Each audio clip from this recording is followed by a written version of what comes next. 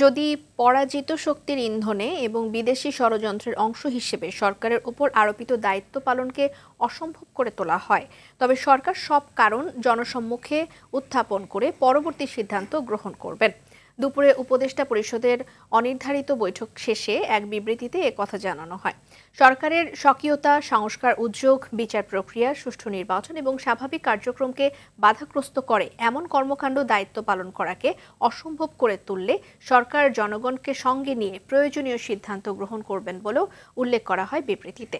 দেশকে স্থিতিশীল রাখতে নির্বাচন, বিচার ও সংস্কার কাজ এগিয়ে নিতে এবং চিরতরে এদেশে স্বৈরাচারের আগমন প্রতিহত করতে বৃহত্তর ঐক্য প্রয়োজন বলে মনে করে উপদেষ্টা পরিষদ। বিবৃতিতে আরও জানানো হয়, এ বিষয়ে অন্তর্বর্তী সরকার রাজনৈতিক দলগুলোর বক্তব্য শুনবে এবং সরকারের অবস্থান স্পষ্ট করবে।